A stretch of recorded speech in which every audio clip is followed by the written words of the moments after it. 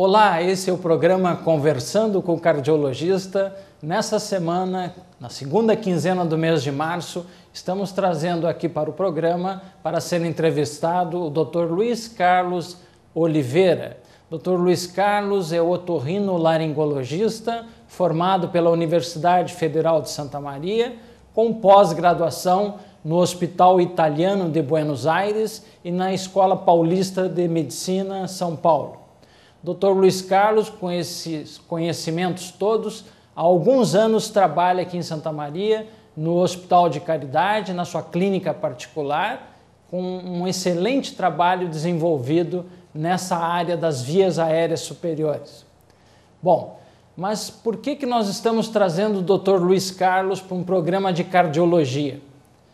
Nós, na cardiologia, recomendamos, sempre dentro das dicas de saúde, os cuidados gerais com as comidas, com a questão do colesterol, dos triglicerídeos, do controle da pressão, o sedentarismo, e também insistimos para o paciente não fumar, entre outros fatores de riscos que nós colocamos para os pacientes.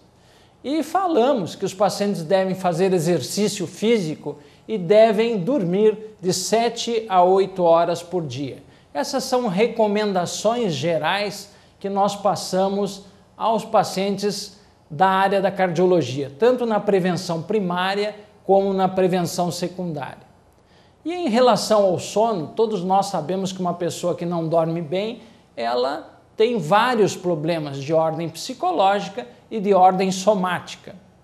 E o que chama muito a atenção hoje, e cada vez tem sido mais estudado, são os problemas do sono, os distúrbios do sono, que tem uma correlação com a área da cardiologia muito grande. Por quê? Porque elevam a pressão, podem ocasionar arritmia cardíaca, podem predispor a doenças como a cardiopatia isquêmica e também, né, Luiz Carlos, insuficiência cardíaca pode levar a alterações do sono, distúrbios do sono.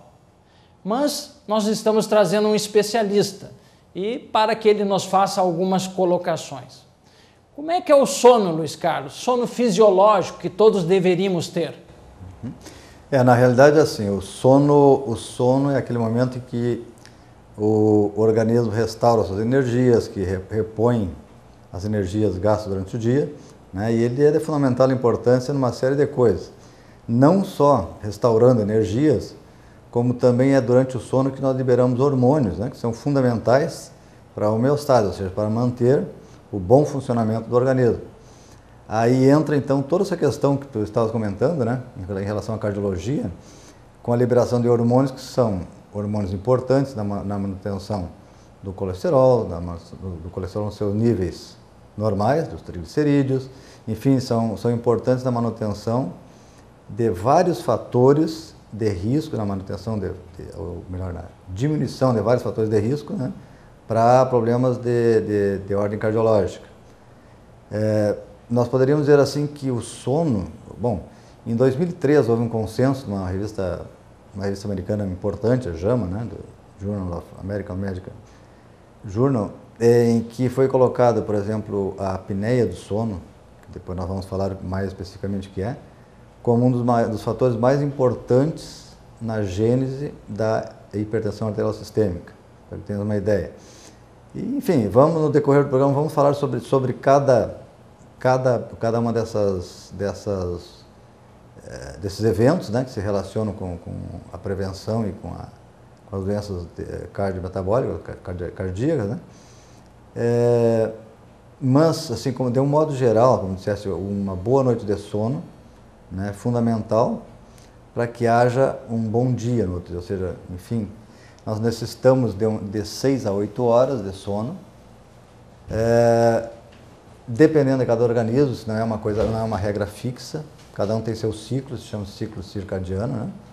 Tem pessoas que podem perfeitamente dormir 4 horas e completar seu ciclo, ou seja, liberar seus hormônios, restaurar seu organismo. Tem pessoas que necessitam 8 horas, né?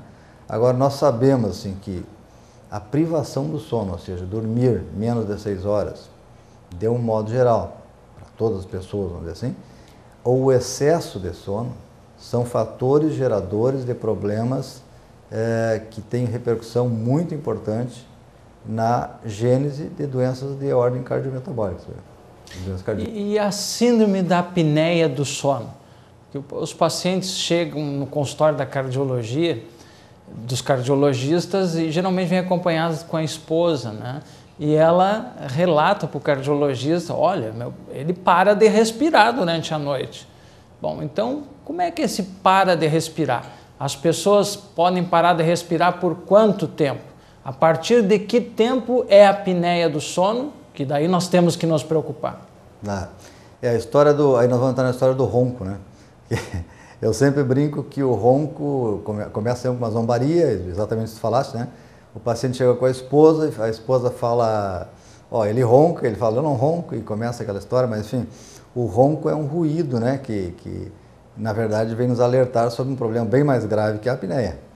A apneia do sono é uma parada respiratória, ou seja, o sujeito interrompe a sua respiração durante mais de 10 segundos. Qualquer parada respiratória durante mais de 10 segundos durante o sono é considerada uma apneia. Essa apneia ela pode se prolongar até por 50, 60 segundos, ou seja, ela pode se tornar extremamente grave em alguns pacientes. E a apneia é, na realidade, vamos dizer assim, a grande geradora de problemas. O ronco essencial, ou seja, quando o paciente só ronca, ele só causa problema para a esposa, né? E dependendo do volume para a vizinhança, né?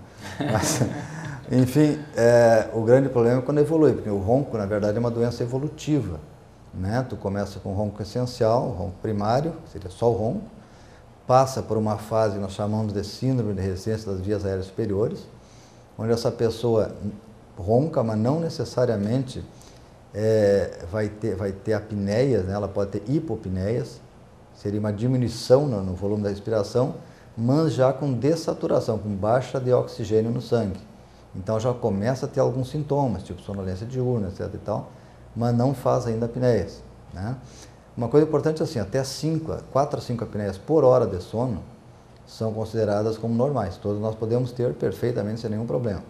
Tá? Mas essas pessoas então teriam, digamos assim, não teriam mais 5 apneias por hora de sono, mas já começaria a apresentar alguns sintomas relacionados, porque eles não fazem apneia, mas fazem uma resistência aumentada à respiração. Isso, inclusive, pode ser medido colocando-se um balão intraesofágico, né? É a única maneira de medir, mas é uma coisa bastante incômoda. Então, a gente usa outros parâmetros para isso aí, para fazer o diagnóstico dessa segunda etapa, vamos dizer assim.